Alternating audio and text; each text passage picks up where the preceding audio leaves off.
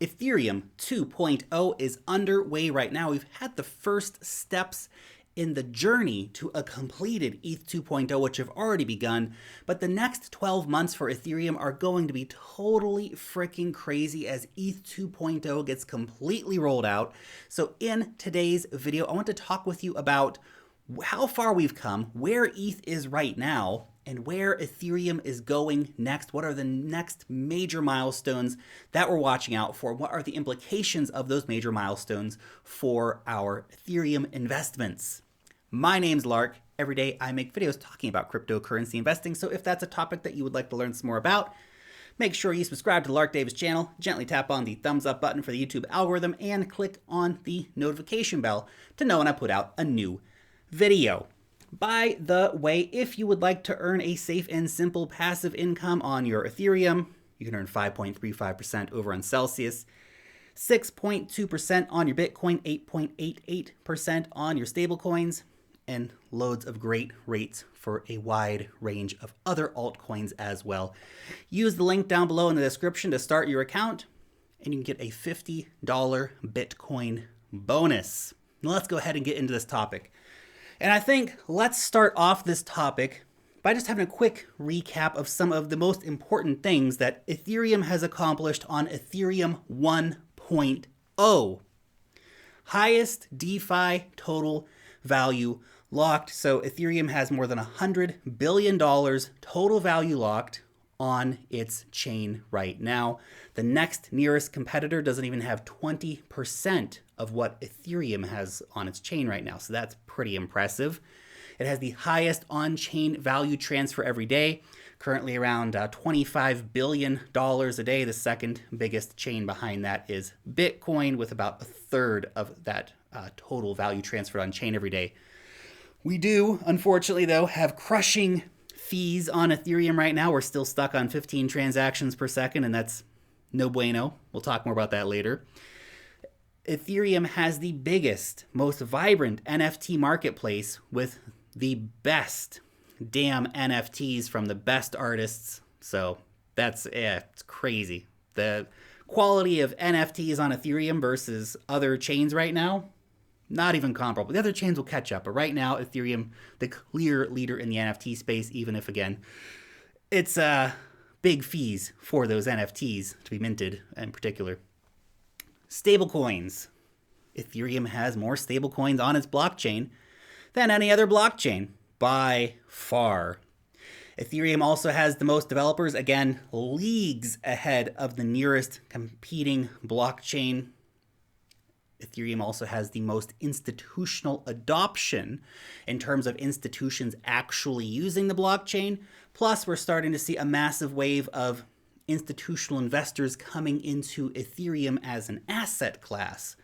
They're still primarily in Bitcoin, but it's flipping. The Coinbase Q2 report actually showed that institutions bought more Ethereum than they did Bitcoin in Q2 of this year. We have Ethereum ETFs along with Bitcoin ETFs that are coming, so lots of very big things. And that's just ETH 1.0. That's where we are right now. Now, what about ETH 2.0 and the important things going on in the process towards that? We're going to talk about one thing here from ETH 1.0 and ETH 2.0. So for ETH 2.0, the Beacon chain launched back in late 2020. Now that brought proof of stake to ETH 2.0. So it's starting off as just a staking network. Right now, there are 7.15 million Ethereum being staked in ETH 2.0. That's pretty damn impressive if you ask me. That's a lot of money riding on the line. It's over $20 billion worth of Ethereum currently sitting there staking, supporting the ETH 2.0 network. So very, very cool.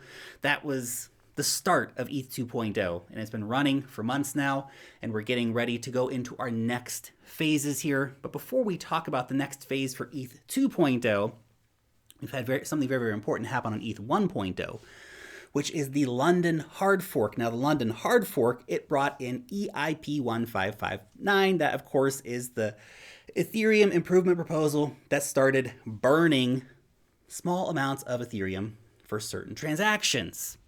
Up until this point, so this happened a few weeks ago, we've so far burnt 105,000 Ethereum. That's more than $300 million worth of ETH. That's a lot.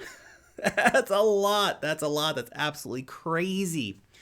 Now, this is a this burn is resulting in a net reduction right now of 36.5% of the emission rate. So we've brought emissions, inflation for Ethereum essentially down from 4.3% to closer to like 2.6% approximately. So it's a massive reduction that we've seen coming into play here. This is absolutely nuts in terms of the value proposition for the long-term price of the Ethereum asset. All this Ethereum being burnt. It's absolutely frigging crazy. So, what comes next? We're going to come back to burning here in a second, but it's part of another part of the ETH 2.0 upgrade. So let's move into that. What's coming next for Ethereum? Well, right now we have developers working overtime to try to make the merge happen. So this is the end of proof of work mining. So you won't need a computer to sit around and hash and make Ethereum work. You're going to be moving it to a proof of stake network. So you still need computers to run the network, obviously. But instead of having warehouses full of graphics cards hashing out, trying to get the next block on Ethereum, you're going to have all these staking pools, validators running the Ethereum network. Now, the estimated time of arrival for the merge is Q1 2022. I made a typo over here when I initially wrote that out on Twitter, but we're looking at this happening anytime from 4 to 6 months from now. So it's coming pretty soon, but probably not by the end of 2021. That had been initially floated as a potential date. We could still be surprised, but usually these things take longer, not shorter. So Q1 2021, fingers crossed, of course, that is when we're going to get this actually coming out. Now look, the end of proof of work mining, the moving to proof of stake, that's good for so many reasons. It removes this whole environmental, Ethereum's bad for the environment kind of thing. Just takes that out of the equation, because Ethereum goes from basically needing the energy of a small country to needing the energy of a small town. So that's great. But what gets, I think, a lot of people more excited is that part of the merge is the triple halving. Now, this reduces the Ethereum inflation rate from 4.3% down to 0.43%. Now, remember, this is bringing, when we have the merge happen, that brings the burning mechanism along with it. So we're going to see the inflation rate dropping down to 0.43%. Then we're going to continue the burning as it has been right now. But you have to remember, right now we're burning something like 2.5 to 3% of the supply. Fluctuates, but we're burning a significant amount of supply, which is way more than the 0.43% inflation rate is going to be. So that means that Ethereum is going to become very deflationary very quickly, which is very exciting. We're going to see lots of Ethereum being burnt every year, millions of Ethereum potentially being burnt every year. Now, it's really hard to make good estimates about this, but it's likely that we're going to see the Ethereum supply peak at around 120 million Ethereum. This depends a lot on when proof of stake actually goes live. Will it be January? Will it be February? Will it be March? Will it be April? Sometime maybe even in Q2, farther into Q2 beyond April, maybe May, Really depends on that, because until then, we're still running a high enough inflation rate that we're getting a lot of Ethereum coming in, even with the burn mechanism going on right now.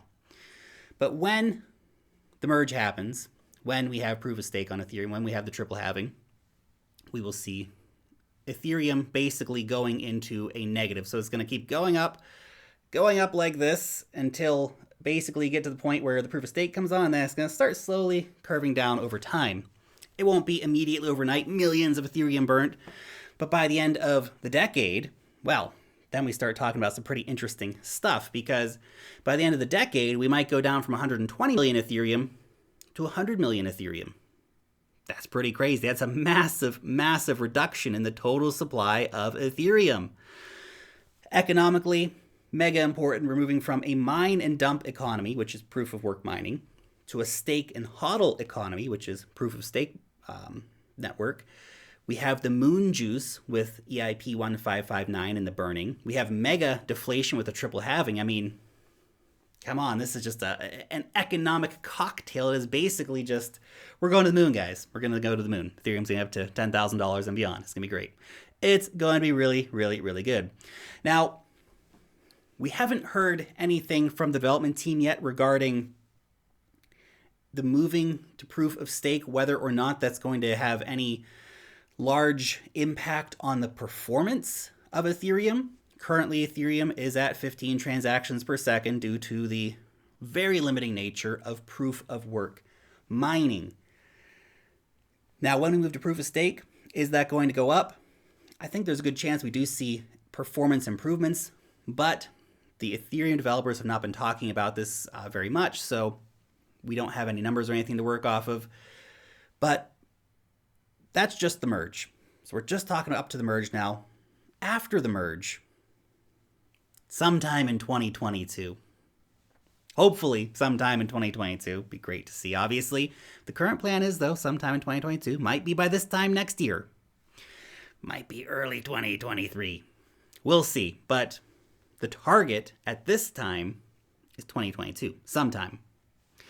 So that is going to be bringing in network sharding.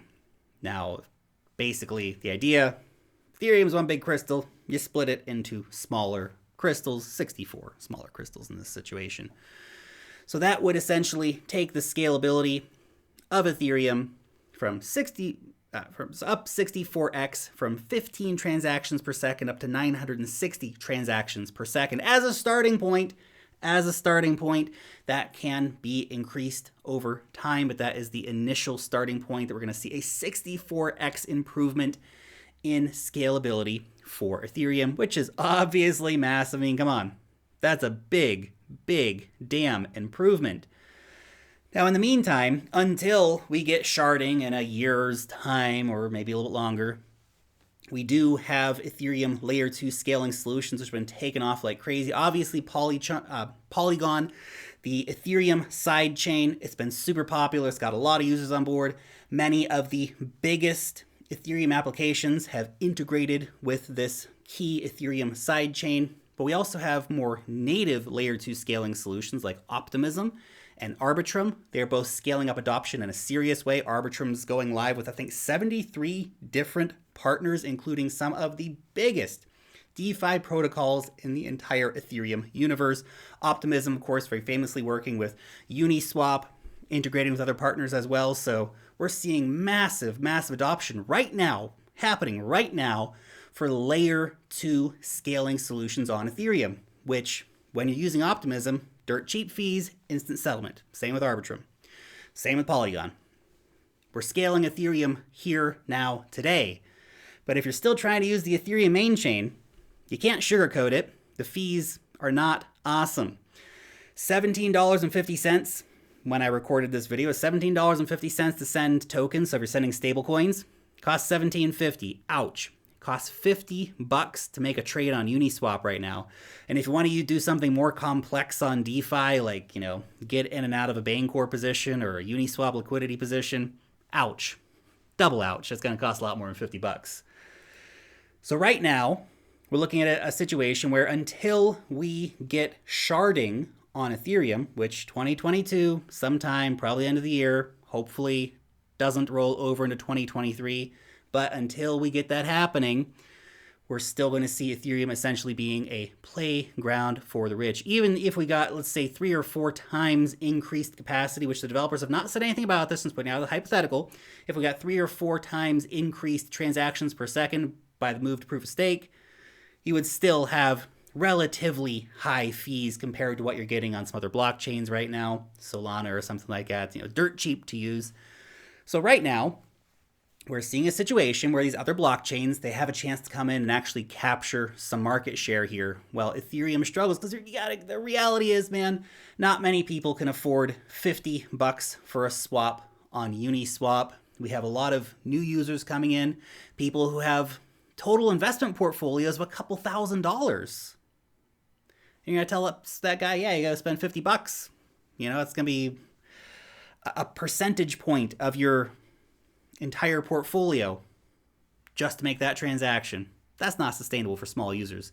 Big users, millionaires, it's fine. It's fine, just the cost of doing business.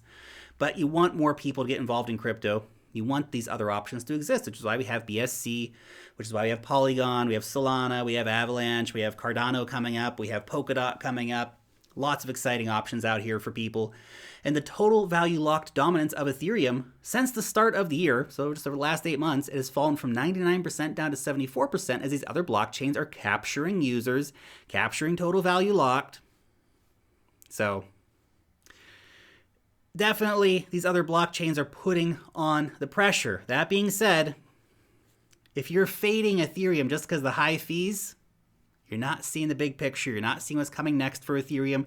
Ethereum, it's a crypto shark, man. It's just always in motion, always going forward, always hunting for the next upgrade. And they're coming. They're coming. We've got the Beacon chain live now. EIP 1559 just happened. The merge is coming pretty soon. It's only a few months away. It's going to come a lot quicker than you realize. Sharding comes after that. Lots of exciting things. ETH 2.0 will soon be a reality.